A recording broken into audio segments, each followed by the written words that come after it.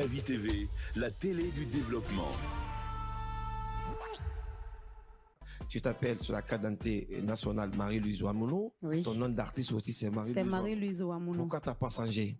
C'est ce nom que mon papa m'a donné, donc je n'ai pas voulu changer.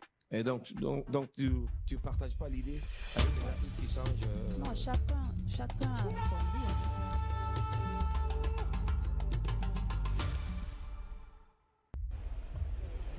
Kavi TV, regardez la lumière. Kavi TV.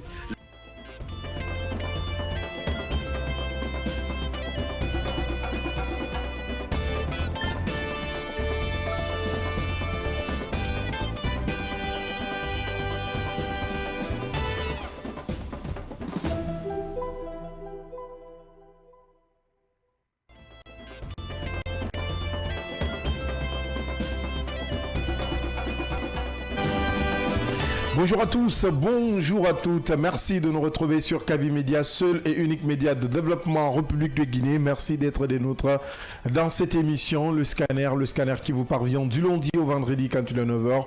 Ce jusqu'à 10h30 minutes, nous vous aidons à comprendre l'actualité majeure et les sujets inscrits à l'ordre du jour. Merci de nous pratiquer à la radio, c'est sur la 89.5. Si vous nous écoutez à l'instant même à Conakry environ, merci de nous pratiquer du côté de la baie grâce à nos partenaires de Beta FM qui relaie en direct cette émission. Merci de nous suivre à la télé. C'est sur Kavi TV et sur les différents bouquets Canal Plus et Star Times. Vous nous suivez à l'instant même sur notre application mobile disponible sur Play Store et App Store que vous pouvez télécharger à tout moment ou sur notre site d'information siaminfo.com. Là également, vous pouvez nous écouter ou nous regarder en direct dans cette émission ou sur notre page officielle, page Facebook Kavi TV, groupe Kavi Média sur YouTube, TikTok et l'ensemble des réseaux sociaux. Au menu de ce matin, c'est une situation vécue dans le silence, mais dont les conséquences deviennent de plus en plus lourdes pour les citoyens. Depuis plus de 2 mois maintenant, l'émission des actes de naissance biométrique est totalement à l'arrêt, à l'absence de communication officielle. Pour expliquer cette situation, les populations souffrent le martyre, mais s'arment de patience. Si un arrêt temporaire peut se comprendre, la durée de cette suspension alimente désormais les inquiétudes. Dans ce numéro, nous allons au-delà d'une simple question. Quelles sont les causes de l'arrêt de la délivrance des actes de naissance biométriques en République de Guinée? On en parle dans la première partie de cette émission, le scanner. Une année s'est achevée, une autre a commencé il y a quelques semaines. Qui dit nouvelle année dit forcément bilan et perspective. Dans ce numéro, nous nous penchons sur la formation des formateurs. Quelles sont les actions menées ou en cours pour renforcer au quotidien les capacités de ceux qui ont la mission de dispenser le savoir dans nos établissements? En Guinée, cette responsabilité incombe au service national de la formation continue du personnel enseignant. Son directeur général par intérim, Abdoul Gadirou Diallo, est notre invité de ce matin. Au Burkina Faso, la nouvelle composition du gouvernement retient l'attention. Sous la direction du capitaine Ibrahima Traoré, l'exécutif se distingue par des portefeuilles ministériels aux appellations inédites, axées notamment sur le service au peuple, la construction de la patrie, la famille et la solidarité. En attendant d'en savoir davantage sur les feuilles de route de ces départements, une question: que traduisent ces dénominations dans un contexte où le Burkina Faso revendique une rupture avec les pratiques du passé? Analyse et décryptage dans la dernière partie de cette émission, le scanner. Voilà entre autres sujets à débattre pour cet autre numéro du scanner. Installez-vous confortablement. Bienvenue sur le média du développement.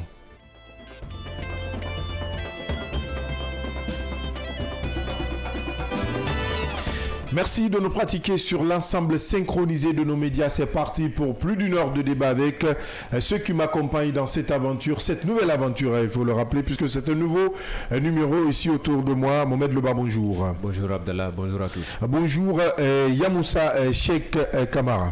Bonjour Abdallah, bonjour au peuple de Guinée. Le nouveau, moi je vais l'appeler comme ça, Bangali Camara qui nous rejoint. Bonjour, bienvenue. Et bonjour Abdallah, bonjour à tous. On commence par cette première actualité, ce premier sujet inscrit à l'ordre du jour. Depuis plus d'un mois, je le rappelais, l'émission des actes de naissance biométriques est à l'arrêt en République de Guinée. Une situation peu expliquée, mais aux conséquences lourdes pour les citoyens. Faute de communication officielle, les populations subissent, mais patientes. Si un arrêt momentané peut se justifier, sa prolongation suscite aujourd'hui de vives inquiétudes.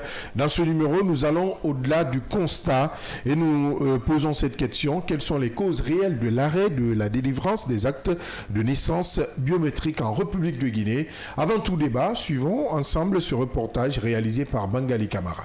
Dans le service de l'état civil, les couloirs autrefois bondés de demandeurs d'extraits de naissance numérique sont aujourd'hui déserts. Les agents se disent dans l'incapacité de répondre aux sollicitations, faute de support d'impression disponible. Le papier sécurisé utilisé pour l'établissement des actes de naissance numérique est actuellement en rupture de stock. Dame Youssouf Badé, officier délégué de l'état civil par intérim de la commune de Matoto, explique. Alors là, les difficultés rencontrées, c'est par rapport aux actes numérisés. Il y a une rupture des papiers sécurisés permettant à l'établissement de ces actes biométriques. Mais je suis sûr que l'État est en train de mettre tout en œuvre pour nous trouver des papiers sécurisés pour pouvoir satisfaire la population. Cette pénurie est en partie liée à la gratuité du document, instauré dans le cadre de la constitution du fichier électoral, une mesure qui a entraîné une augmentation significative du nombre de demandes, précise-t-elle. Il y a eu hausse d'enregistrement parce qu'au cours de l'année 2025, il y a eu beaucoup de séries de gratuités pour permettre aux populations d'avoir l'extrait de naissance pour faciliter à obtenir le fichier électoral.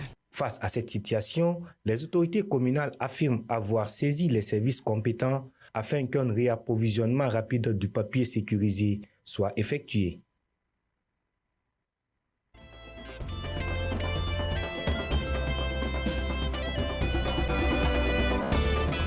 Vous l'avez déjà compris, une situation qui interpelle au-delà même du constat. Vous avez écouté les explications de cette dame qui sert au niveau de l'état civil de Matoto. Bangali Camara, vous avez réalisé ce reportage. Que devons-nous savoir sur cette situation ? Justement, bonjour Abdallah et bonjour à tous. Et compte tenu par rapport à cette situation, nous sommes partis à l'officier de l'état civil de Matoto pour rencontrer la déléguée et l'officier délégué de l'état civil par intérim, Madame Youssouf Badé, qui nous a donné ces explications qui taraudent les esprits, notamment les papiers d'extrait de naissance sont vraiment rares. Il y a une rupture, donc nous sommes rapprochés d'elle pour en savoir plus. Donc selon ces explications, et ces constats remontent depuis 2025, vous avez avec l'année 2025 où il y a eu la gratuité de la délivrance ici par l'État. Donc à ce niveau, nous avons vu que le gouvernement, en avril 2025, le gouvernement guinéen a lancé officiellement la délivrance des extraits d'actes de naissance numérisés ainsi que les nationalités des cartes d'identité biométriques. Donc c'était par rapport au programme de PNRAVEC une manière de faciliter aux citoyens qui n'avaient pas alors les extraits de naissance biométriques pour une première fois d'en avoir. Donc cette situation a fait en sorte qu'il y a eu une vague de récupération des extraits d'actes de naissance au niveau de la commune. Une vague de demande. Une vague de demande, bien sûr, une de demande au niveau de la commune. Donc des citoyens venaient un peu partout, les permettant donc de pouvoir récupérer et de s'enregistrer avec le programme PNRAVEC. Donc selon madame, cela a entraîné donc jusqu'à 102 837 extraits numérisés qui ont été récupérés durant l'année 2025 au niveau de sa juridiction. Donc cette situation donc a carrément est présentée aujourd'hui une rupture donc de la délivrance de ces extraits biométriques. Donc la commune de Matoto que nous connaissons auparavant, bondée de monde qui sont venus pour la délivrance de ces extraits de naissance biométriques. Aujourd'hui, les couloirs sont vides, presque les documents sont entassés et il y a une attente des citoyens pour la récupération donc de ces extraits de naissance numérisés. Et donc, madame, comme vous avez bien suivi dans le reportage, nous a rassuré que les choses sont en train d'être mises en place pour retour rapide pour permettre aux citoyens de rentrer en possession de ce document qui est vraiment nécessaire dans l'établissement des citoyens dans la République de Guinée. L'établissement, en tout cas, très très important. C'est très très important. Allez, Mohamed Deba, vous avez fait le constat? Un très grand constat, il faut le dire, déjà à travers l'intérieur du pays. Vous vous en souvenez même que Siam Info a, disons, des correspondants à travers, un peu éparpillés à travers le pays. Donc déjà, c'est parti de ces différents constats et des informations qu'on peut effectivement retrouver sur siaminfo.com. Alors aujourd'hui, c'est un secret polichinelle quand même, la délivrance des extraits biométriques est aujourd'hui paralysée dans plusieurs régions de Guinée. Au-delà même de la zone spéciale de Conakry, il faut dire que plusieurs villes de l'intérieur du pays aujourd'hui connaissent quand même ou observent cette rupture, principalement en raison, disons, il faut dire que ça devient une rupture nationale. Et la seule raison aujourd'hui, et il faut quand même dire qu'il y a une demande massive suite, disons, à la gratuité qui a été décrétée par l'État guinéen. On parle d'avril 2025. Alors, c'est connu aujourd'hui que si vous êtes la situation de certaines villes de l'intérieur du pays, notamment à Bokeh, concernant l'état de la situation, on nous parle d'une production à l'arrêt, dont les causes seraient quand même le manque, disons, de support sécurisé. Il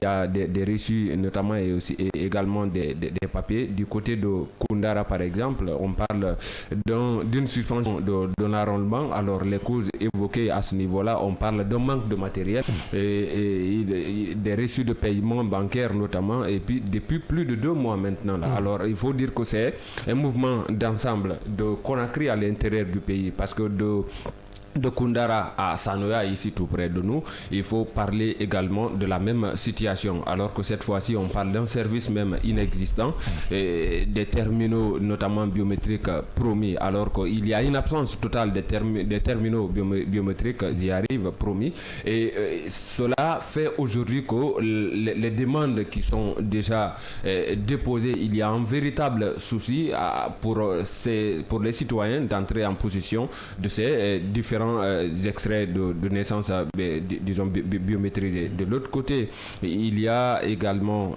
cette question de gratuité qu'il faut quand même pointer du doigt. Quand ce n'était pas gratuit, il faut s'en rendre compte. En tout cas, c'est l'argument avancé par même cette dame que nous venons de Vous voyez, écouter. parce que la demande étant supérieure à l'offre, il y a un véritable souci à ce niveau-là. Alors, les causes, vous allez comprendre, par exemple, pour le cas spécifique de l'abbé, le courant 2025, il y a eu l'émission de plus de 85 000 actes de naissance. C'est hier même, on publiait cet article sur siaminfo.com. Donc, c'est une situation aujourd'hui quand même qui devrait attirer l'attention du gouvernement, notamment parce que si on en avait évoqué bien avant, 2 jours après, disons que 2 jours après la gratuité qui a été décrétée, quels sont les garde-fous quand même mis en place par le gouvernement pour ne pas qu'on assiste à une rupture, parce qu'il y avait quand même une ruée vers, disons, chacun voulait quand même être le premier à le faire, et nous le savons chez nous.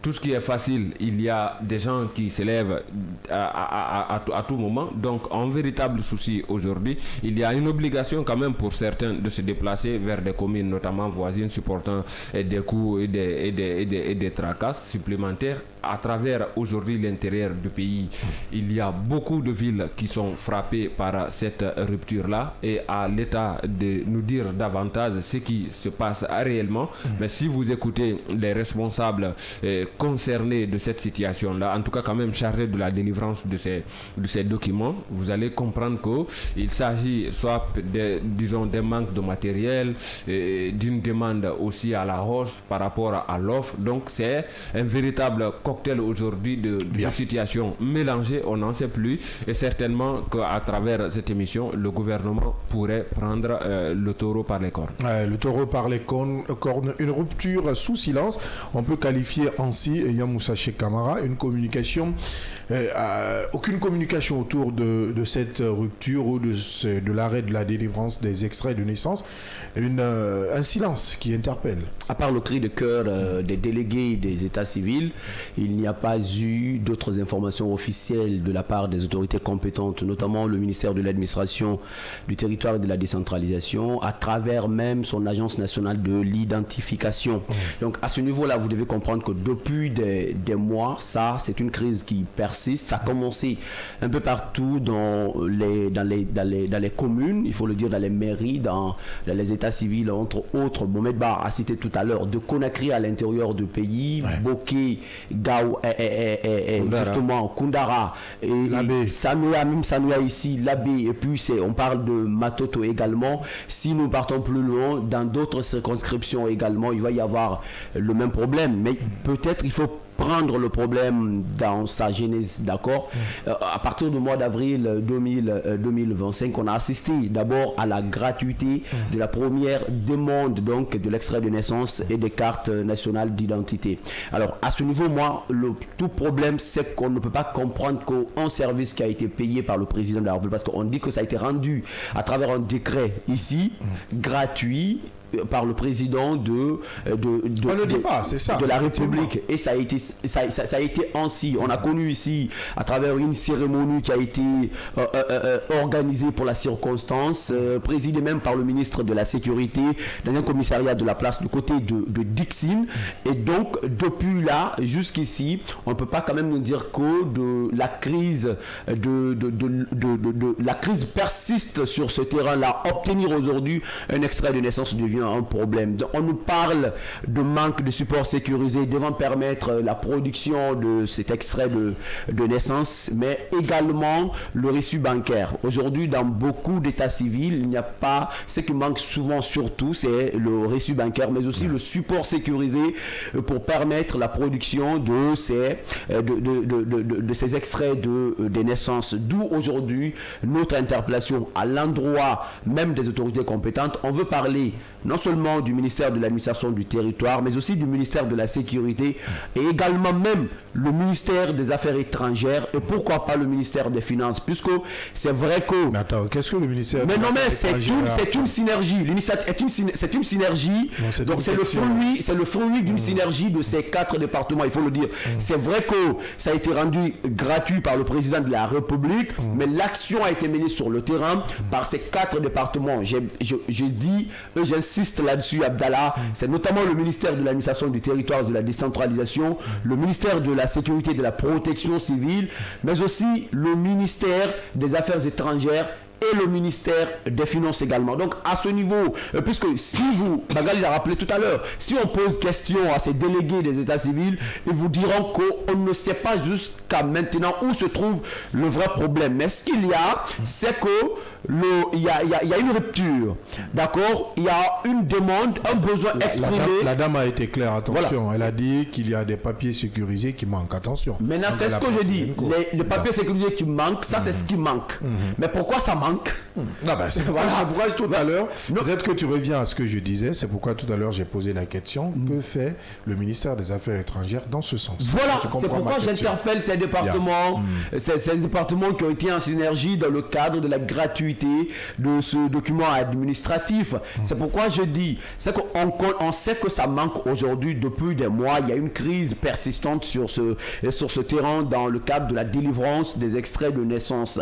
Mais vous allez voir, ce cri de cœur, c'est partout dans les états civils, pas seulement une seule mairie aujourd'hui, partout, et à Conakry à l'intérieur du pays. Mais vous allez comprendre que ceux-mêmes qui sont en train de lancer des alertes, eux-mêmes ne peuvent pas nous dire exactement où se trouve le blocus. C'est qu'on fait la demande aujourd'hui pour l'obtention de matériel devant permettre la production de ces extraits de naissance, puisque la demande quand même du côté des citoyens continue d'accroître, mais derrière il n'y a aucune réponse. On vous dira que ça manque, mais jusqu'à présent il n'y a pas de réponse auprès des autorités compétentes, puisqu'il faut quand même dire, ces autorités qui sont là-bas, les délégués des états civils, sont simplement placés pour répondre directement aux aspirations des citoyens, d'accord, qui font la demande de ces documents administratifs. Mais s'il y a problème, ils ne peuvent pas vous dire, sans se référer de leur hiérarchie respective, vous dire exactement ce qui se passe. Alors aujourd'hui, nous allons plus loin pour interpeller les autorités du plus haut niveau, notamment le ministère de l'administration du territoire, mais aussi le ministère surtout de la sécurité et de la protection civile. Donc les deux d'ailleurs doivent exactement monter au créneau pour venir au secours de ces nombreux citoyens qui ont du mal aujourd'hui à bénéficier de ces documents. Puisque quand même, il faut le rappeler, ça a été une initiative présidentielle, le décret a été rendu public devant tout le monde et on nous a dit que c'est gratuit et sur le terrain c'est vraiment gratuit, mais sauf que ce n'est pas ce qui se passe maintenant. Alors si c'est cela la réalité, ça va faire du mal, ça va causer du tort aux nombreux citoyens, puisqu'il faut derrière, Abdallah, rappeler que l'extrait de naissance c'est vraiment important dans la vie d'un citoyen, puisque sans un extrait de naissance, non seulement vous ne pouvez pas vous inscrire à l'école, ça va être très difficile d'accéder. Voilà, ça va être très difficile pour vous d'accéder aux soins de santé, aux documents. Et puis également l'obtention même de la carte d'identité nationale biométrique, entre autres, même pourquoi pas le passeport biométrique. Et donc, si vous n'avez pas tout cela, il va y avoir de problèmes. Donc, après le recensement biométrique, puisqu'il faut quand même comprendre que la campagne qui a été menée, la campagne foraine qui a été menée par les ministères en charge, justement... Par le MATD. Le MATD toujours. Et puis, en collaboration avec le ministère de la Sécurité et de la Justice également. Et donc, on a connu ici cette campagne foraine à travers tout le pays. Et en ce moment-là, ça coïncidait aujourd'hui aussi à l'opération de recensement biométrique. Voilà, on a vu l'engouement et tout ça. Donc, après cette campagne de recensement administratif à vocation d'état civil, on ne peut quand même pas nous dire qu'il y a une rupture de ce côté-là. Donc c'est pour peut-être nous dire exactement que ce qui a été rendu gratuit, c'était dans le cadre de pousser spécifiquement les citoyens à s'enrôler, à se recenser biométriquement. On va pas conclure. Je dis peut-être, c'est une supposition, puisque ça s'est limité là. Et depuis ce recensement biométrique, on parle un peu partout. Recensement qui se poursuit, attention. Qui se poursuit parce que il y a derrière le recensement général, entre autres. Mais si justement ce recensement se poursuit, il faut quand même dire que les citoyens ont besoin de leur extrait de naissance pour la première demande. Alors, s'il y a la rupture, on doit questionner les départements en charge et qui doivent intervenir à temps. Les autorités compétentes sont informées, et je le crois bien, et prendront forcément des dispositions de ce côté. En attendant, les citoyens souffrent le martyre.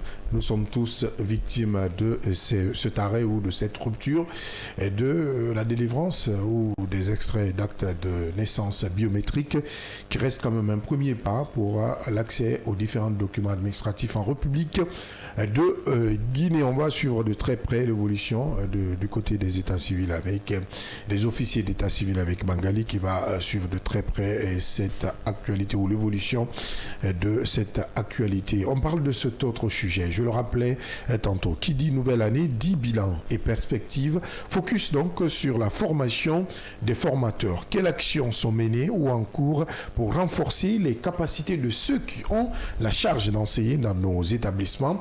En Guinée, cette mission est confiée au Service national de la formation continue du personnel enseignant. Son directeur général par intérim, M. Abdul Gadiriba, est notre invité de ce matin. Bonjour, bienvenue. Bonjour Abdallah, bonjour à vos millions de téléspectateurs et auditeurs.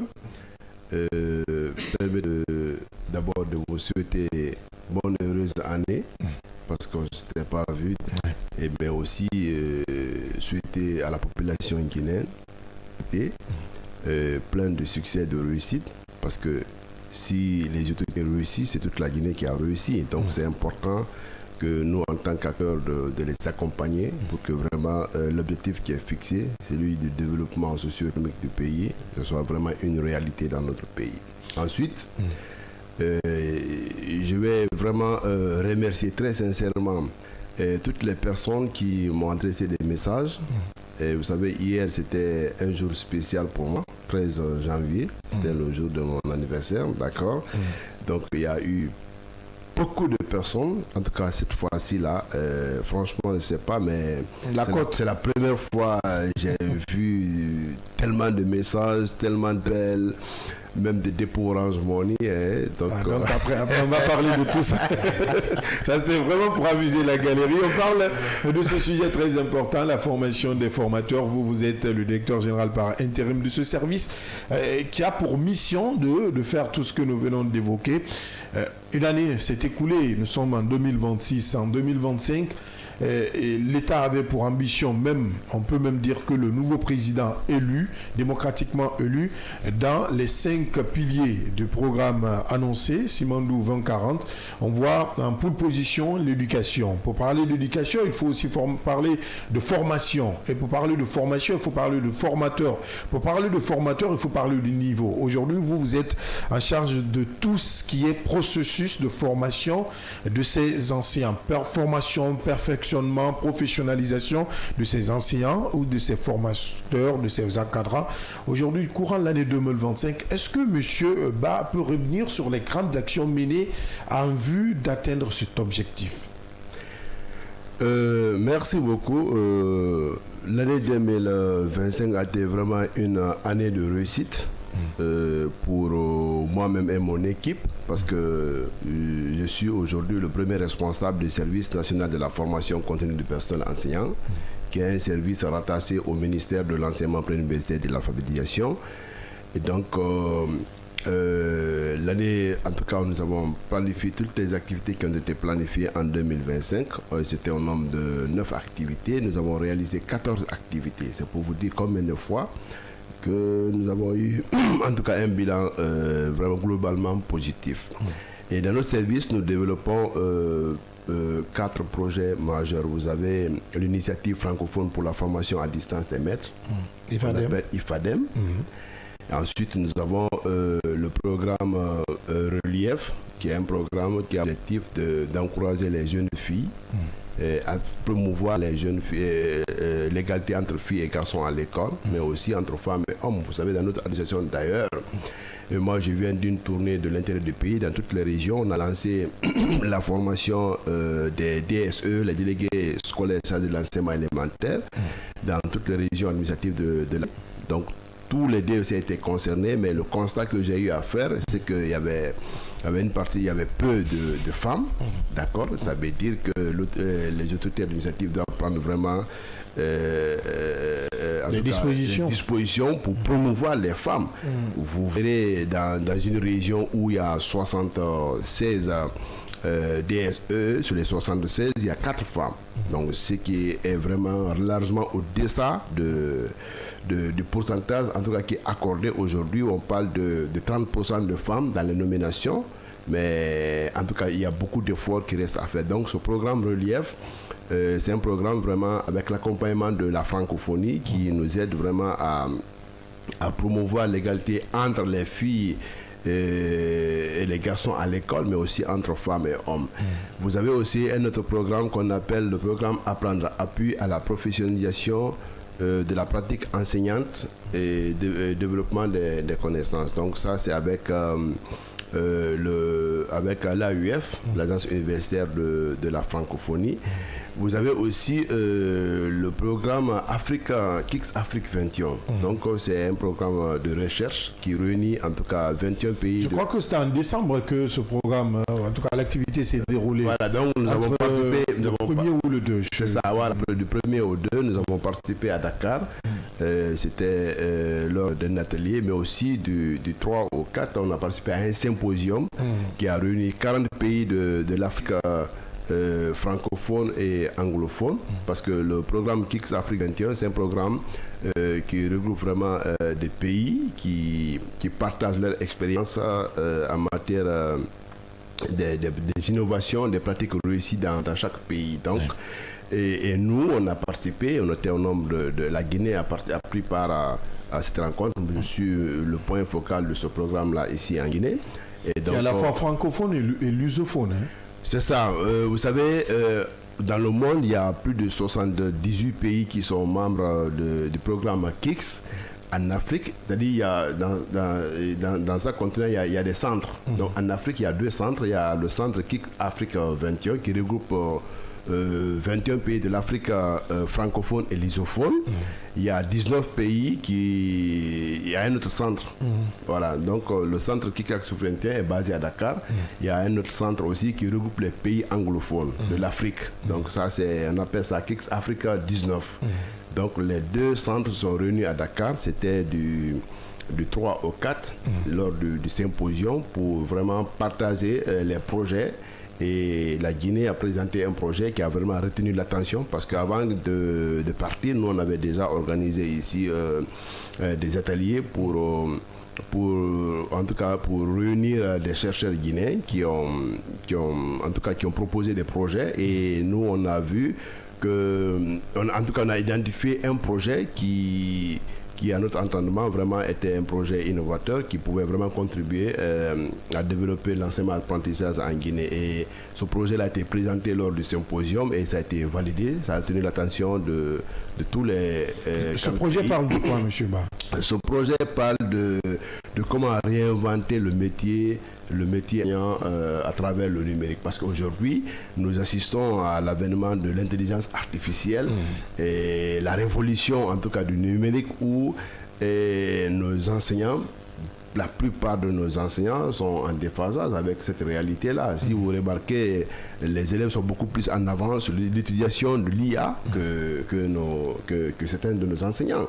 Et donc, c'est pourquoi il était important pour nous de proposer un projet pour former l'ensemble des enseignants. Ça, c'est prévu en 2026, de former, pour un premier temps, nous allons identifier 50 écoles pilotes où nous allons former plus de 1200 enseignants sur ces outils-là. Nous sommes en partenariat avec Magoué Technologies, à travers, c'est d'ailleurs lui qui avait... Magoué que je salue, qui est un excellent professeur d'électronique.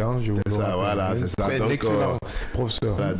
Il a été mon professeur aussi. Ok, très bien. Donc c'est lui, en fait, qui avait été retenu en Guinée et on a présenté ce projet-là qui a été vraiment attiré l'attention de tout le monde à Dakar. Et on a aussi, en tout cas, nous avons l'intention de financement de ce projet-là pour 2026 et nous allons former, non seulement créer ces outils-là, mais aussi former un noyau d'enseignants pour pouvoir en tout cas élargir cela à l'échelle, parce que c'est important qu'aujourd'hui tout le monde court vers l'intelligence artificielle. Donc, et c'est pourquoi c'est important. Il y a en tout cas des défis dans beaucoup de pays au monde.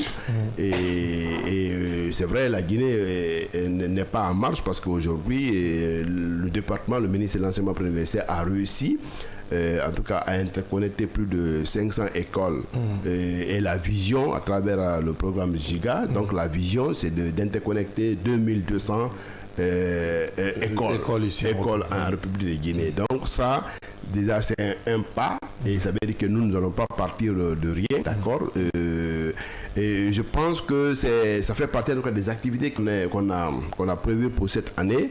Et nous sommes déjà en collaboration avec l'Institut de la francophonie pour l'éducation et la formation, qui est un partenaire privilégié pour notre service, qui nous accompagne financièrement et techniquement pour nous permettre vraiment de qualifier les enseignants en République de Guinée. Qualifier les enseignants en République de Guinée reste quand même votre sacerdoce.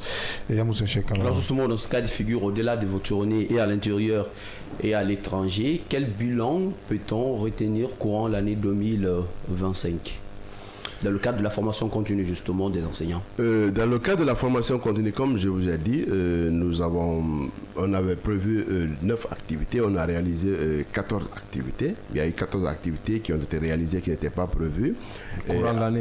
Courant l'année 2025, c'est ça. Et donc, quand je prends le programme Apprendre, qui nous a appuyé dans le cadre de la formation des formateurs, on a formé plus de 200 formateurs sur, premièrement, la fabrication du matériel didactique en mathématiques, en sciences et en français. Vous savez, au primaire, vous savez, notre enseignement apprentissage est beaucoup plus théorique, donc c'est important que lorsque vous voulez enseigner les mathématiques à l'enfant, quand vous lui parlez du cube, il faut vraiment il faut lui montrer le cube. Et nous, on a formé les formateurs pour les permettre à travers les matériaux de récupération, à travers les papiers, d'accord, en tout cas de confectionner le cube lui-même et dans son cours, montrer ça à l'enfant. La balance aussi également. Donc beaucoup de matériel, ils ont eu en tout cas la capacité, on a produit des fiches techniques qui les permet à travers ces fiches-là, vraiment eux-mêmes de fabriquer ces matériels didactiques-là pour permettre vraiment d'enseigner les enfants sur des choses concrètes. Aussi en sciences, mais aussi en français, d'accord. Nous avons aussi, parce qu'on a constaté que vous savez, il faut lier la formation initiale et la formation continue à celle initiale. C'est extrêmement important. Et c'est pourquoi nous avons jugé utile de produire un outil de suivi des étudiants sortants, des étudiants stagiaires sortant de lycée et des élèves maîtres sortant des ENI. Donc, ils nous ont accompagnés aussi à produire cet outil-là qu'on a fait un livret de stage. Des sortants de lycée, mais aussi de l'ENI. Mais ce livret-là, c'est un outil de suivi qui nous permet vraiment d'évaluer les compétences des étudiants, des stagiaires en situation de classe. Vous avez vous avez des connaissances théoriques. Maintenant, quand vous êtes en train de les mettre en pratique, quelles sont les difficultés que vous rencontrez? C'est un outil qui nous permet vraiment de détecter cela et ensuite proposer vraiment des formations sur mesure. Donc, et cet outil-là ne permet pas seulement d'évaluer les sortants, de suivre les sortants de lycée ou bien des ENI, mais aussi ça nous permet à travers les nouveaux fonctionnaires qui sont recrutés pour enseigner, les nouveaux enseignants, ça nous permet aussi de les suivre pour voir et dans leur pratique de classe qu'est-ce qui va et qu'est-ce qui ne va pas, pour nous permettre, nous, en tant que service de la formation continue, vraiment de proposer des formations sur mesure pour permettre vraiment de renforcer les capacités. Et donc, nous avons aussi formé des formateurs sur la didactique des disciplines en mathématiques, physique, chimie et biologie. Donc, ce sont des formateurs.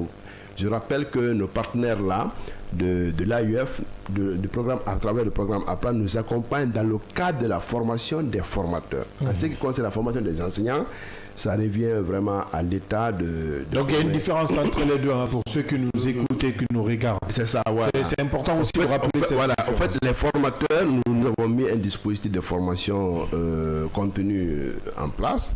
Vous avez des structures déconcentrées au niveau des IRE, au niveau des DPE. Il y a des cellules de formation continue qui sont des acteurs de la formation à la base. Il y a les DSEE, les délégués scolaires de l'enseignement élémentaire, qui sont dans les sous-préfectures, qui sont aussi des acteurs de la formation. Il y a le directeur d'école. Donc voici les acteurs de formation. C'est eux que nous consultons comme étant des formateurs des formateurs.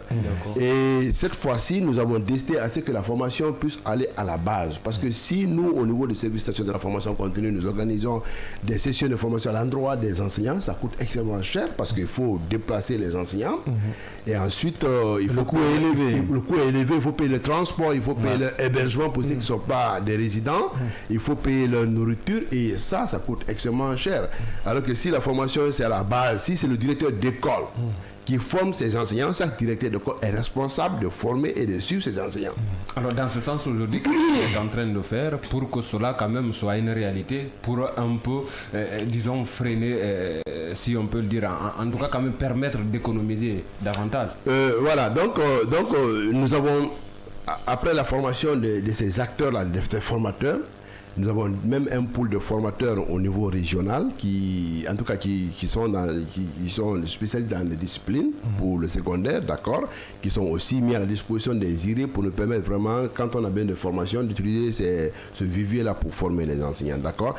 Et donc, par rapport à votre question, nous aujourd'hui, si vous avez remarqué, je viens de vous dire, on n'a même pas fini encore, c'est en cours, on est en train de former les délégués scolaires sur leur rôle et responsabilité pour leur dire, voici votre rôle, voici votre responsabilité dans le cadre de la formation continue. Vous êtes, les DSE sont responsables du suivi et de l'encadrement de la formation des directeurs d'école.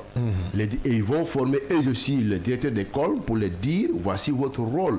voici votre responsabilité en matière de formation continue.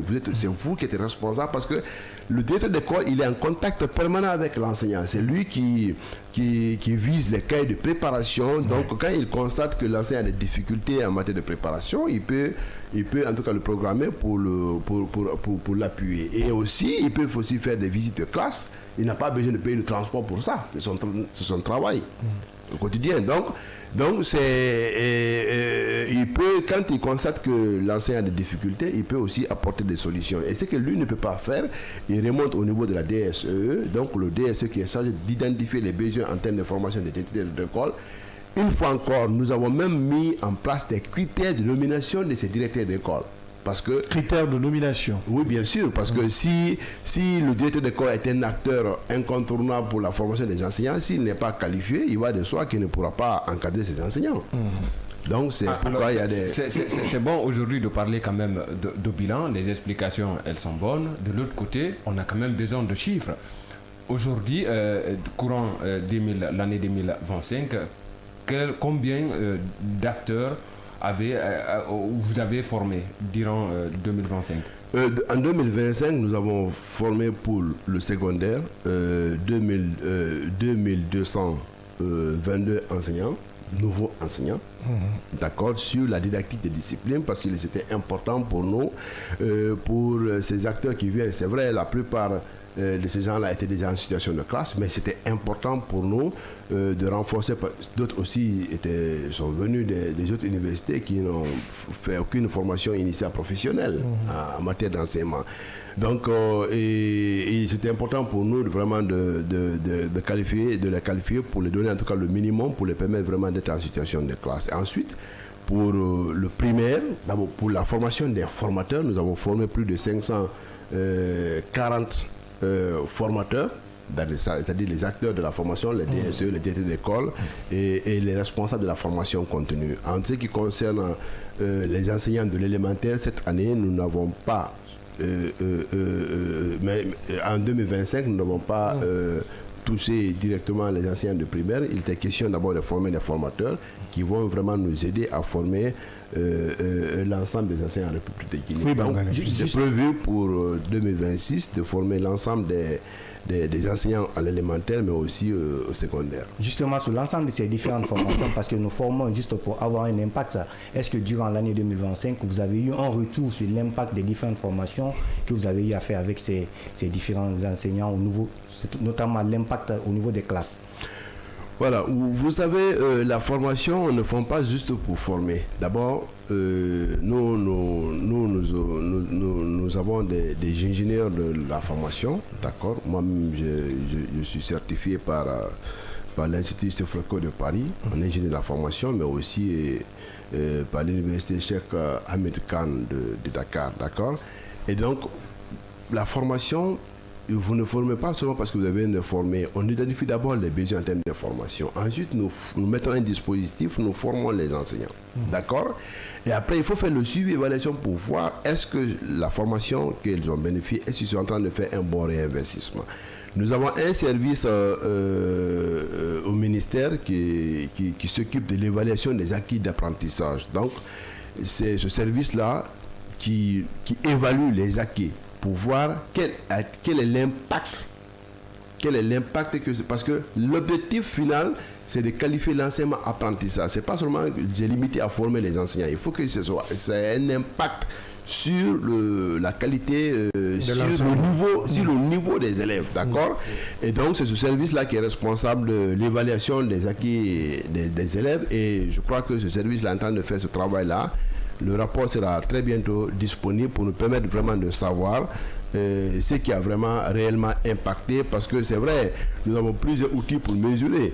Il y a les évaluations, à travers les évaluations dans différentes classes, on peut connaître, on peut mesurer pour voir l'impact, mais aussi à travers les examens nationaux. Mais ce service-là est déjà outillé à travers des évaluations qu'ils font durant toute l'année, et donc ils sont vraiment beaucoup plus outillés, beaucoup plus pointus pour nous aider à faire l'évaluation, et c'est ce qu'ils sont en train de faire, et très bientôt les résultats vont être disponibles pour nous permettre Monsieur Ba, en termes de chiffres tout à l'heure, dans le cadre du bilan que vous avez réalisé courant l'année 2025. Vous avez parlé de la formation des nouveaux enseignants. Vous avez dit tout à l'heure 2222, si j'ai bien retenu. C'est ça, ouais. Alors que tout à l'heure, vous nous avez dit que votre rôle prépondérant, c'est de former les formateurs. À ce niveau, c'est ce que je ne comprends pas. Étant donné que vous parlez de la formation des formateurs, mais aussi des enseignants, alors que des enseignants, en ce qui concerne leur formation, c'est l'État normalement directement qui doit prendre cela en charge. Et au-delà, pour vos perspectives courant l'année 2026 en cours, au-delà de la formation des formateurs et des enseignants de l'élémentaire, vous avez dit tout à l'heure, de l'élémentaire, alors quelles sont d'autres priorités pour cette année en termes de perspectives? Alors, ce que j'ai dit là, c'est l'État. Nous, on est État. D'accord. Nous sommes un service national rattaché au ministère de l'enseignement préuniversitaire. Bien. Donc, nous fonctionnons à travers le budget national de développement, le BND. Bien.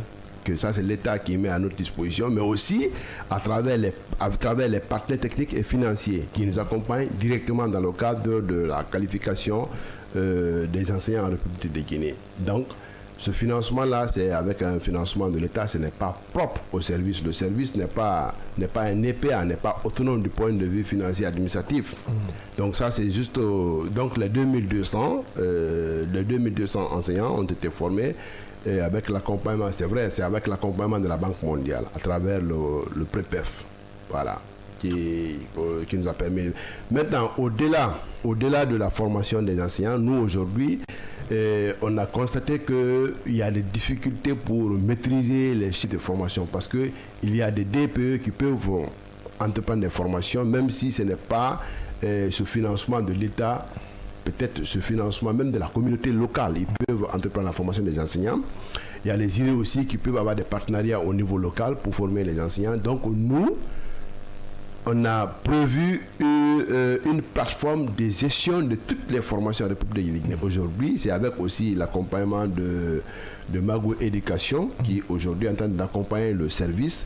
On a déjà créé la plateforme. Aujourd'hui, on est en train d'alimenter la plateforme pour que si quiconque a besoin de savoir les formations qu'on a réalisées en Guinée, en tout cas la formation des enseignants qu'on a réalisée en Guinée, il suffit juste d'aller sur ce site-là pour avoir suffisamment d'informations sur les statistiques, sur les ateliers organisés pendant l'année. Donc ça, je pense que c'est quelque chose vraiment qui me tient beaucoup à cœur et qui tient aussi à cœur des autorités parce que parfois le gouvernement peut appeler pour demander combien d'enseignants vous avez formés et si vous n'avez plus besoin d'appeler quelqu'un, il suffit juste d'aller sur ce site-là pour savoir voici les formations qui ont été réalisées, voici les statistiques.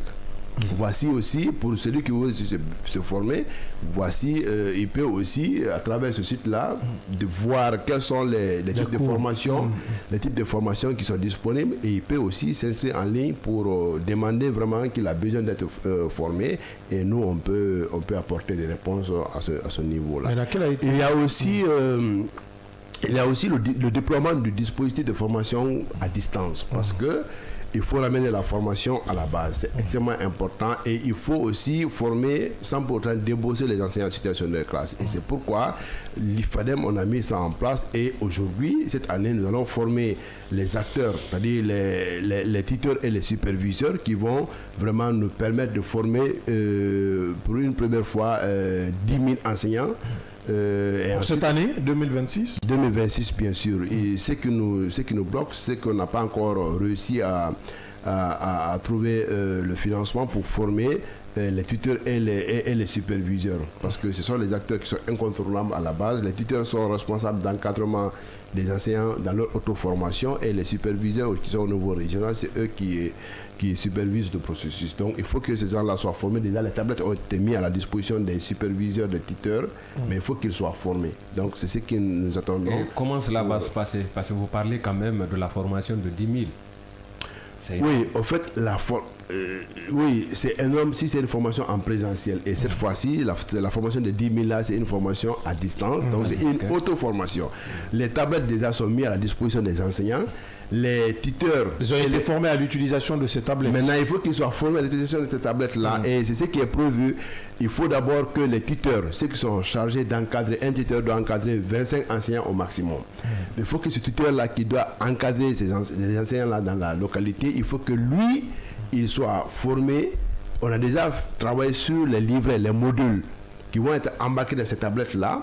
Et il faut que le tuteur-là soit formé pour que lui aussi puisse accompagner l'enseignant dans son auto-formation. L'enseignant, il a la tablette, il a toute la documentation avec lui. Donc, il peut se former lui-même. Et s'il a des difficultés, il va se référer à son tuteur qui va vraiment l'accompagner. Donc, c'est comme ça on a... Sur ces 10 000 là, quelle est la clé de répartition? Est-ce que ces 10 000 là, c'est concentré simplement à Conakry? Non. Les 10 000, nous faisons des quotas selon la taille des régions. D'accord?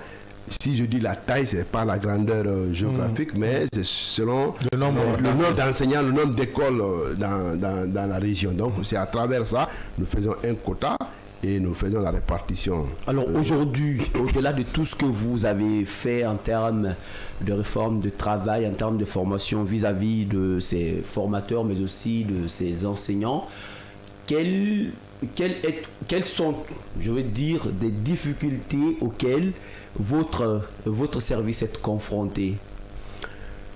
La première difficulté, c'est que nous n'avons pas de local. Et ça, je n'ai cessé d'interpeller, en tout cas, tous les ministres qui viennent pour vraiment nous aider à trouver un local digne du nom. Et nous sommes un service national, nous ne sommes pas autonomes. Nous fonctionnons sur la base du budget du ministère. Donc, c'est important de nous aider à trouver vraiment un local pour nous permettre un local digne du nom. Il faut que nous ayons une grande salle où nous devons produire. Il faut que nous ayons un local, mais il n'est pas digne de nom.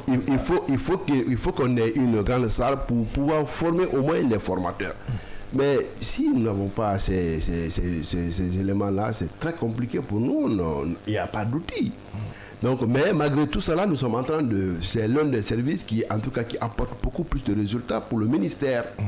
Et ça, je peux me taper les poitrines. Et ça, je pense que nous sommes en train de bien faire le travail. Sans risque de vous en tout cas, selon les moyens à bord. Et on ne se plaint pas. Bon, c'est pas ça fait partie des difficultés. Il y a aussi, au fait, je ne veux pas étaler toutes les difficultés que nous rencontrons ici. On a besoin de quelques-unes. Mais voilà, donc je sais que les autorités sont à l'écoute, ils sont en train vraiment de nous accompagner. Aujourd'hui, le département est à rénovation. Je suis sûr et certain qu'après la rénovation du département, qu'on va nous prévoir ils vont nous donner des bureaux à ce niveau. Donc, mais on attend de voir. Il y a aussi, vous savez, quand vous avez un cadre organique qui n'est pas... Vous ne voulez pas nous dire c'est à quoi vous souffrez? Non, en fait, écoutez, vous savez, moi, il n'y a pas de langue de bois chez moi, hein, d'accord? Et ce que je dis dans vous l'assumez pleinement? Ce que je dis, je le dis partout, hein, d'accord? Parce que vous ne pouvez pas dire que tout est rose. Il y a quand même des difficultés. Non. D'accord? Donc, c'est ce que je dis. Notre cadre organique n'est pas meublé. Et ça, je le dis, ce n'est pas la première fois que je le dis à l'antenne. Voilà. Notre cadre n'est pas encore meublé. Donc, nous avons des cadres qui ne sont pas nommés à des postes. Et ça, c'est une difficulté parce que si vous avez nous avons un service qui est organisé, qui a un cadre organique. Vous avez le directeur, vous avez les chefs de division, vous avez les chefs de section. Si vous n'avez pas de chefs de section, comment est-ce que les divisions vont fonctionner? Le pilotage va être compliqué, ça va être difficile. Donc, c'est une difficulté. Et ça, je pense qu'on n'a pas besoin de budget pour nommer des cadres. C'est quand même étonnant de vous entendre aujourd'hui. Bon, avant d'aller avec votre question, nous allons aller en pub parce que vous savez, la radio aussi, c'est l'heure de nos obligations commerciales. Nous avons comme invité de ce matin M. Abdelkader Ba. Il est le directeur général par intérim du service national de la formation continue du personnel enseignant de la République de Guinée. La pub derrière, on se retrouve pour la suite de ce débat.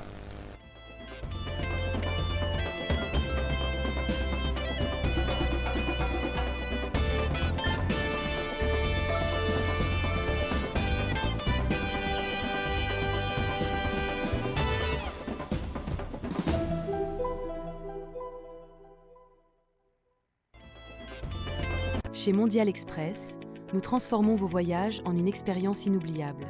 Faites confiance à notre expertise pour des services de qualité supérieure. Grâce à notre service d'assistance visa, simplifiez toutes vos démarches administratives à travers nos experts. Avec notre service billetterie, réservez vos billets pour toutes les destinations du monde avec facilité. Profitez de notre flotte de véhicules modernes et fiables pour tous vos déplacements à travers notre service de location de véhicules. Grâce à notre service d'évacuation sanitaire, comptez sur notre service réactif et professionnel pour vos besoins médicaux à l'international. Assurez-vous d'un environnement impeccable avec nos services de nettoyage qualité. Transportez vos marchandises en toute sérénité grâce à l'expertise de notre service de transit. Développez vos compétences d'agent de voyage avec nos formations spécialisées suivies de stages pratiques au sein de nos équipes. Contactez-nous dès aujourd'hui au plus 224 613 00 39 69 ou au plus 224 613 00 39 70. Nous sommes situés à Mankpa, 4e avenue, immeuble Dabo, commune de Kaloum. Visitez notre site internet au www.mondialexpress.net. Mondial Express, chaque voyage est une histoire.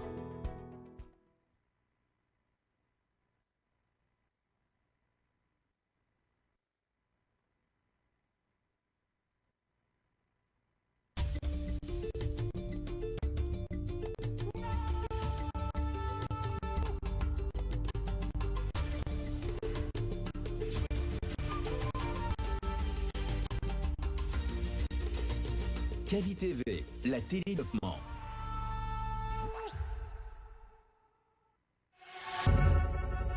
Vous pouvez désormais suivre l'ensemble de nos programmes via notre application disponible sur Play Store et App Store. L'information est le meilleur carburant pour faire fonctionner les machines pour un développement durable. La photographie de l'actualité, c'est aussi sur siaminfo.com, notre plateforme dynamique. Cavi TV, regardez la lumière. Cavi TV, la télé du développement. Tu t'appelles sur la carte d'identité nationale Marie-Louise Ouamounou. Oui. Ton nom d'artiste aussi, c'est Marie-Louise. C'est Marie-Louise Ouamounou. Pourquoi tu n'as pas changé? C'est ce nom que mon papa m'a donné, donc je n'ai pas voulu changer. Et donc tu partages pas l'idée avec les gens qui changent Non, chacun a son vie.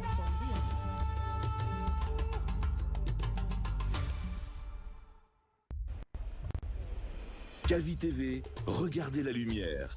Cavi TV, télé du développement. Cavi TV, c'est plus qu'une chaîne.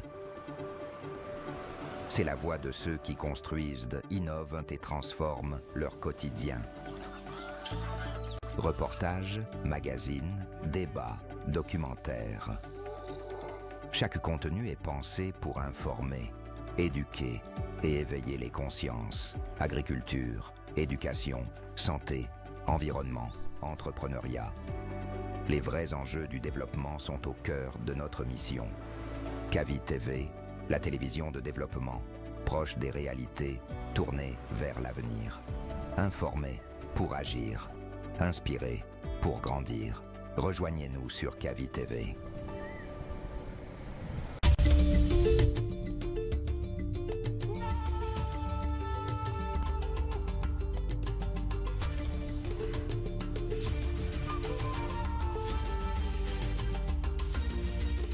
Cavi TV, la télé du développement.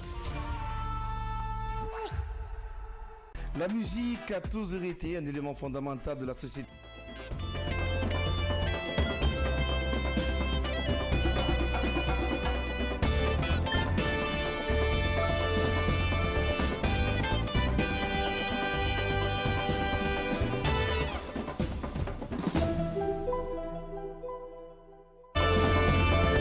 Deuxième et dernière partie de cette émission, le scanner. Merci de nous retrouver. C'est sans maintenant, vous le faites. Vous êtes sur le seul et unique média de développement en République de Guinée. On parle d'éducation ce matin avec notre invité. Il est le directeur général par intérim du service national de la formation continue du personnel enseignant. Et là, avec lui, nous parlons de la formation des formateurs et du personnel enseignant. Monsieur, oui, avec vous, hein, Mohamed Leba, vous avez une question. Je disais quand même que c'était étonnant de l'entendre aujourd'hui dire qu'ils n'ont pas de locaux. Est-ce que dans ce sens, vous avez quand même... bon, enfin, donc c'est adéquat que vous n'en avez pas. Il y a des locaux quand même.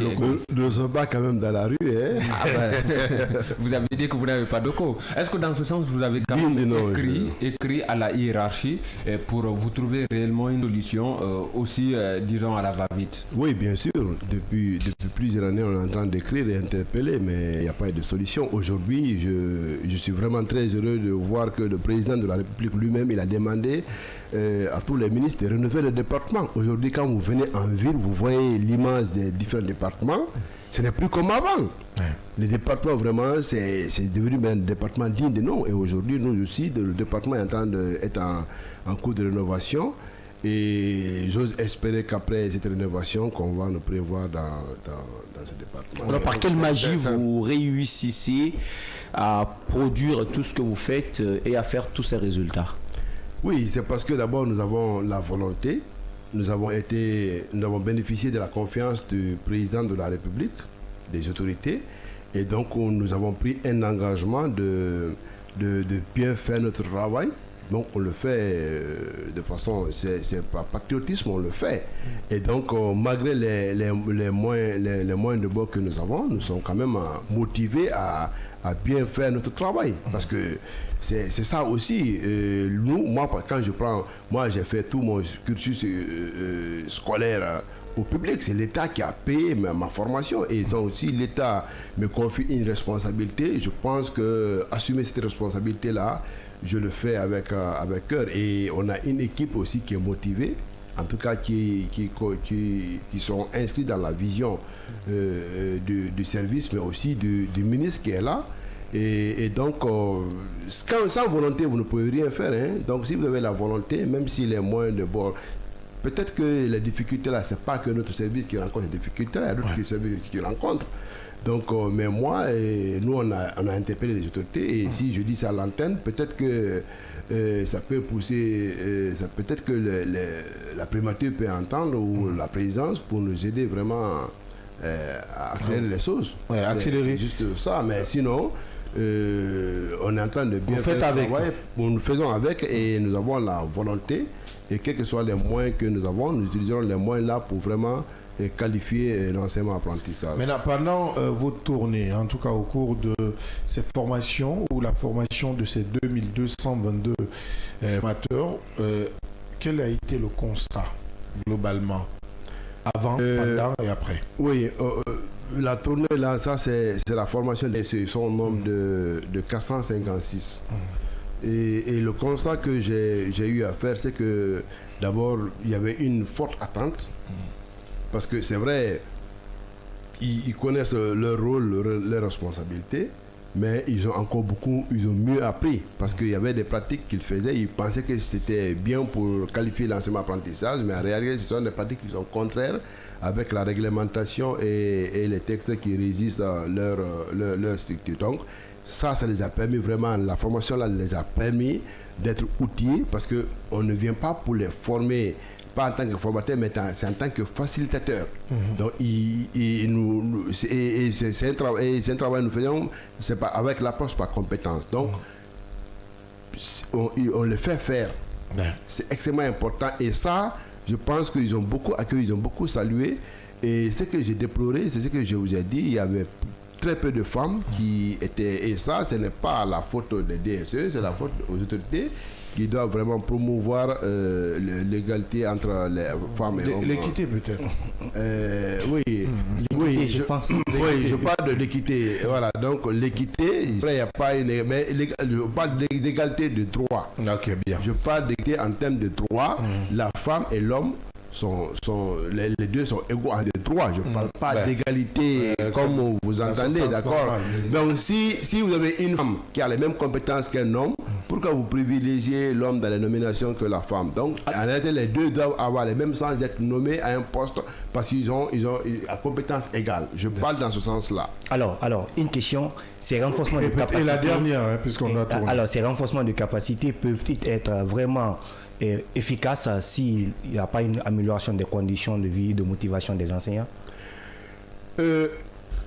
En fait, l'amélioration des conditions de vie et de motivation, je pense que c'est une priorité pour l'actuel gouvernement, parce qu'aujourd'hui, ils sont en train vraiment depuis l'avènement du CNRD au pouvoir, quand vous regardez en tout cas l'augmentation des salaires, ça a été en tout cas ça a eu une forte augmentation. Moi, je crois que je suis un fonctionnaire. Donc, je connais le salaire que j'avais avant l'arrivée du CNRD au pouvoir, et aujourd'hui, c'est nettement différent. Et aujourd'hui, on est en train de parler du statut particulier de l'éducation. Et ça, certains pensent que c'est parce que les syndicats ont fait la grève. Non, c'est loin de ça. Avant même ces grèves-là, le département avait commencé à travailler. Moi-même, je faisais partie de l'équipe on avait commencé à travailler sur l'amélioration, en tout cas la révision du statut particulier. Et on avait beaucoup avancé à ce niveau-là. Le ministre même avait décidé à ce que le travail fait par le département, que ce soit partagé. Parce qu'au fait, il y a 3 départements en charge du système éducatif. Bon, maintenant, dans ce statut-là, ce qui est prévu vraiment, c'est pour qualifier le niveau de vie même des enseignants. Et dans ce statut-là, ce qu'on avait prévu, c'est pas n'importe qui même qui va enseigner. Pour que tu puisses enseigner, il faut que tu aies un certificat délivré par l'Institut supérieur, par l'ISEC ou par l'ENI. Ou bien il faut que tu passes par là-bas, ou si tu n'es pas sortant de l'ISEC ou même de l'ENI, il faut que tu aies un certificat. Et dans ce statut, c'est qui est prévu que lorsque vous terminez à l'ISEC, vous êtes automatiquement engagé à la fonction publique. Bien. Vous venez automatiquement fonctionner. Donc ça, c'est aussi une façon de qualifier. Moi, je suis produit de l'ISEC. Moi, j'ai choisi d'aller à l'ISEC. C'était parce que je savais que quand je sortais là-bas, je devenais automatiquement fonctionnaire. Et ça faisait partie c'était l'une de mes motifs. Bon, j'aimais beaucoup enseigner, c'est vrai. Mais c'était l'une des motivations qui nous ont poussé à aller à l'ISEC, parce qu'on savait qu'après ça, on allait vous intégrer carrément. Mais après, on a fermé, parce que nous, on a fini en 2010, et après, on a fermé la porte. Après nous, il n'y a plus d'autres promotions. Il n'y a plus de promotion engagée directement à la fonction publique. Donc ça, ce sont des facteurs de motivation. Je suis d'accord que les formateurs, les enseignants soient motivés, et je pense qu'aujourd'hui, il y a une volonté politique réelle pour que vraiment, pas que les enseignants, mais que tous les fonctionnaires guinéens soient vraiment motivés. Et c'est pourquoi le président a pris un décret. Parce qu'il avait vu que les hauts cadres de ce pays-là vraiment avaient vraiment des primes de fonction dérisoires. Il a pris en tout cas un décret qui a valorisé ces primes-là. Même les missions à l'étranger, le président de la République a pris un décret pour revaloriser ces primes-là. À l'époque, c'était des primes qui dataient de 1980. Donc, l'argent qu'on te donnait en 1980 et maintenant, là, c'est pas la même chose. C'était pas valorisé, et j'avoue que nous, en tant que Hokar, quand on partait à l'étranger pour des missions, franchement, tu voyais tes collègues des autres pays, vraiment, c'est compliqué. Et même les missions à l'intérieur aussi, les primes ont été valorisées. Donc, ça veut dire qu'il y a une volonté politique réelle pour mettre les cadres, les fonctionnaires, en tout cas de l'État, dans de très bonnes conditions pour les permettre de produire. Maintenant, c'est vrai, c'est bon de réclamer son droit, mais après, il faut faire aussi son devoir. Si les autorités ont la volonté de revaloriser en tout cas les primes, mais il faut que toi aussi tu travailles. Mais aujourd'hui, j'avoue qu'il y a... Le constat est malheureux. Oui, il y a des cadres, franchement, qui s'absentent. Et ça, c'est une réalité. Donc, je pense que le ministère de la fonction publique va jouer un rôle déterminant, parce qu'à un moment donné, il y avait des inspections. Non, je ne parle pas d'inspection. Il y avait, en tout cas, ils avaient amené des appareils où tu viens, te pointes. Et malheureusement, ces appareils-là, tu pouvais te pointer, mais ça ne pouvait pas capitaliser pour dire que tel mois, tu t'es absenté combien de fois. C'est important de ramener ces appareils-là dans les différents départements ministériels pour que vraiment les gens ne s'absentent pas quand ils veulent. Mais selon des arguments solides. Monsieur Abdul Gadiriba, il est le directeur général par intérim du service national de la formation continue du personnel enseignant. Vous allez rester avec nous. Nous allons prendre la direction du Burkina Faso où la nouvelle équipe gouvernementale suscite l'attention. Sous la conduite du capitaine Ibrahim Traoré, l'exécutif se distingue par des ministères aux appellations inédites. Le ministère de la fonction publique devient le ministère des serviteurs du peuple, le ministère des infrastructures devient le ministère de la construction de la patrie, le ministère de la défense et des anciens combattants devient le ministère de la guerre. Oui, avant tout débat, le commentaire de Kadija Kala. Le Burkina Faso amorce un nouveau virage dans sa gouvernance à la composition du gouvernement Ouadraogo II. Ce remaniement ne se limite pas à des changements d'âge, il marque surtout une volonté forte de redéfinir l'identité et les missions des institutions étatiques. Le ministère de la Défense a connu une modification pour devenir ministère de la guerre et de la défense patriotique, une appellation qui définit tout son sens dans le contexte sécuritaire actuel du pays. D'autres changements comme le ministère des serviteurs du peuple ou encore le ministère de la construction de la patrie donnent une dimension plus idéologique, voire symbolique à la structure gouvernementale. L'arrivée d'Annick Pikbogouzoum Zingué au sport intervient après l'élimination de l'équipe nationale burkinabé à la CAN Maroc 2025. Moumouni Zungrana prend en charge un secteur clé, la formation professionnelle. Ce nouveau gouvernement compte 22 membres, dont 5 femmes, et semble vouloir allier continuité et repositionnement stratégique. Au-delà des mots, c'est donc sur les actes que ce nouvel exécutif sera attendu. Dans un contexte national tendu, les défis restent immenses et la population attend des résultats concrets.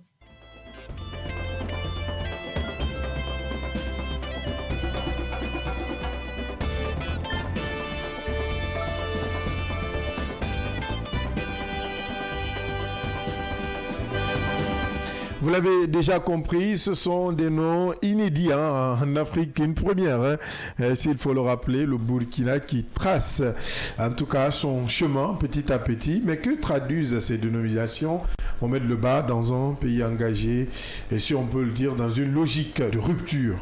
Les dénominations aux tonalités révolutionnaires, il faut quand même le dire, au Burkina Faso, un léger remaniement gouvernemental est intervenu le 12 janvier 2025. Ça a été prononcé par le secrétaire général du gouvernement et du conseil des ministres. Alors, on le dit que c'est un léger remaniement ministériel, mais qui fait aujourd'hui beaucoup de bruit quand même dans la sous-région à travers ces dénominations, comme je le disais, des dénominations hors du commun, parce que c'est assez révolutionnaire, vous allez le comprendre, des ministères qui changent carrément de nom. Il y a eu de nouveaux, il y a eu de nouvelles têtes et il y a également eu 4 départs. Donc le premier ministre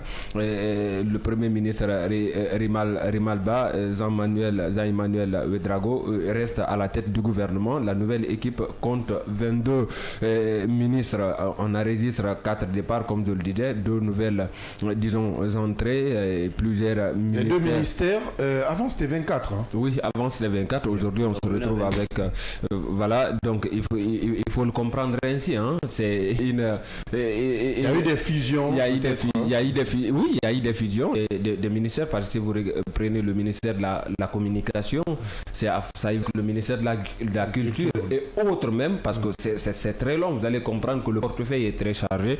Ce qu'on peut savoir, on enregistre, ces 4 départs, de nouvelles entrées et plusieurs ministères qui changent de nomination. Alors, le premier départ, c'est celui du ministre des Sports, de la Jeunesse et de l'Emploi. La question ne se pose pas. Naturellement, on comprend pourquoi il a sauté, et c'est quand même un remaniement qui intervient à quelques jours ou une semaine de l'élimination d'élimination prématurée du Burkina Faso dès les 8e de finale de la Coupe d'Afrique des Nations. Alors c'est le premier, disons, départ. On parle du ministre des Sports. Et de l'autre côté, il y a également le ministère, enfin lui il est remplacé par Anike Lidi Zengue Ouattara. D'autres départs également, on parle de Luc Sorgo aux infrastructures et Roger Barreau à l'environnement et de Boubacar Sawadogo à l'enseignement secondaire. Par ailleurs, ce remaniement est l'occasion, je le disais, de nouvelles dénominations, aux tonalités assez révolutionnaires, mais cela se comprend aujourd'hui si vous regardez quand même le contexte dans lequel se trouve le Burkina Faso, qui appartient à l'AES aujourd'hui, les États du Sahel. Donc c'est compréhensible, il faut le dire ainsi, ces dénominations-là. Et on commence par le ministère d'abord de la Défense, qui prend le nom du ministère de la Guerre et de la Défense patriotique.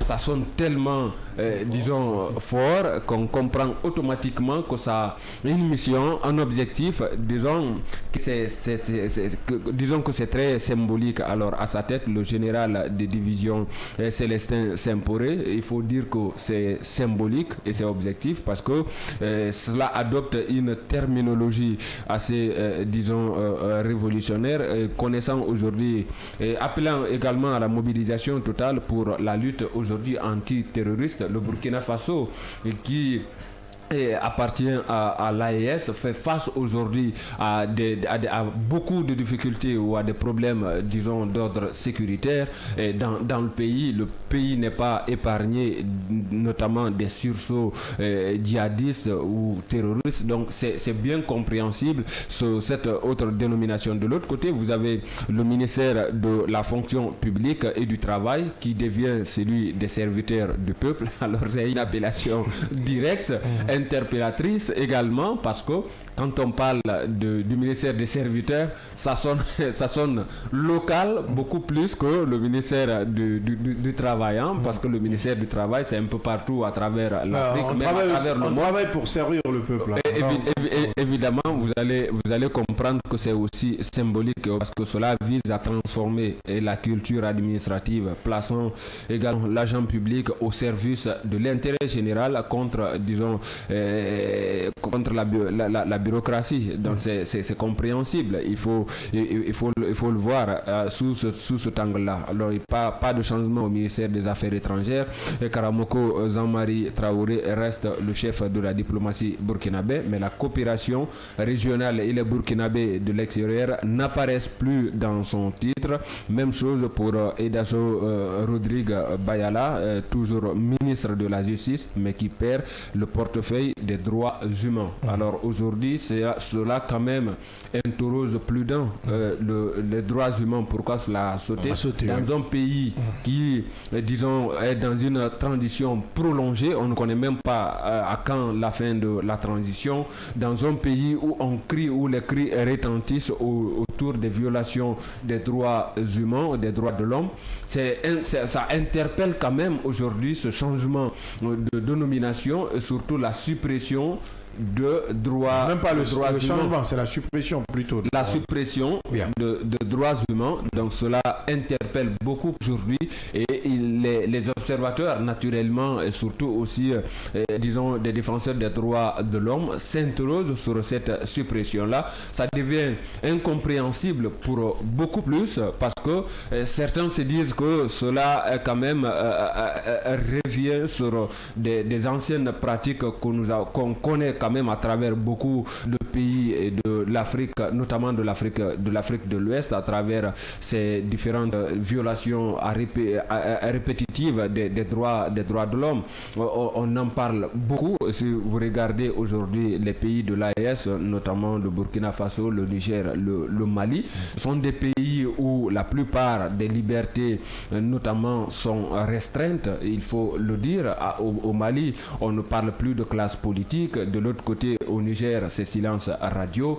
Au Burkina Faso, on en fait de même avec cette suppression, disons, de la fin de la dénomination du ministère de la Justice qui, avant, prenait quand même en compte des droits humains. Et dans un pays comme le Burkina, c'était nécessaire qu'on garde intact disons, cette dénomination. Ouais, qu'on garde intact de ce côté, comme l'a rappelé. En tout cas, merci pour ce décryptage. On comprend mieux ce remaniement, peut-être des chiffres à retenir.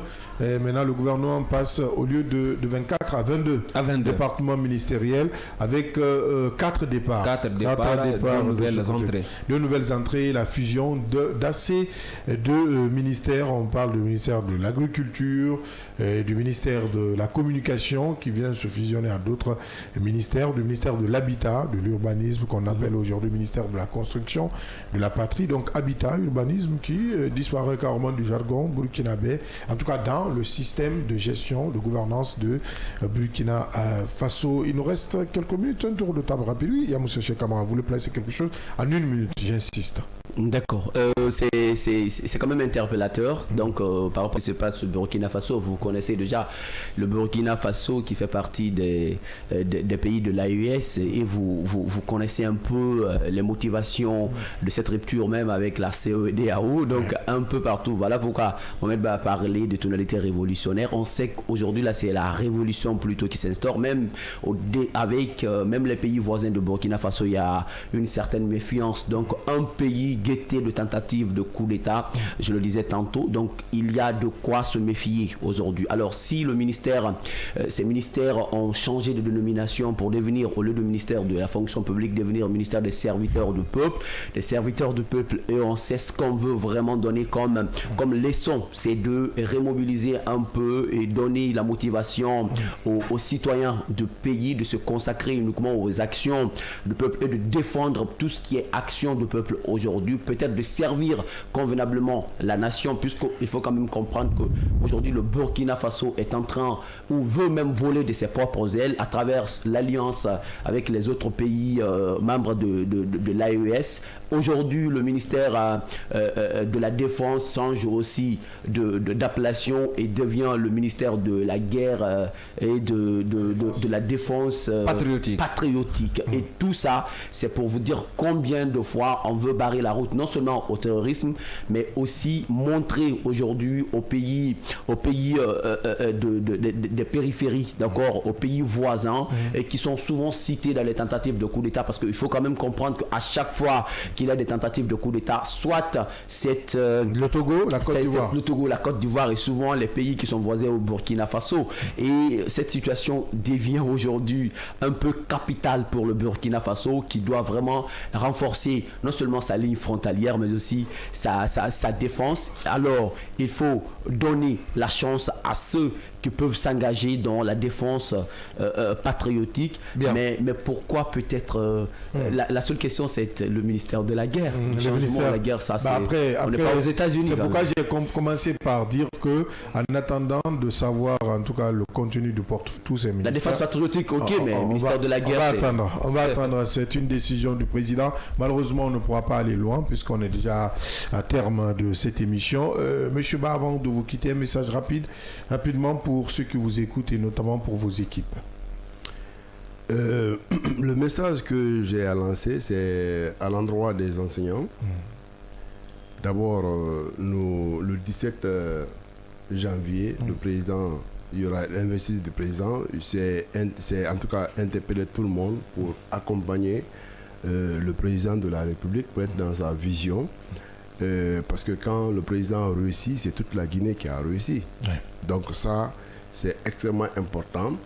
Et aujourd'hui, on a compris qu'il est en train vraiment de se battre pour nous aider afin que les conditions de vie et de travail soient décentes. Donc c'est important d'accompagner cette vision-là. Donc, et ensuite aussi, chercher vraiment à se qualifier. Il ne faut pas qu'il attende seulement le département pour se qualifier. Aujourd'hui, nous sommes à l'avènement des nouvelles technologies de l'information et de la communication.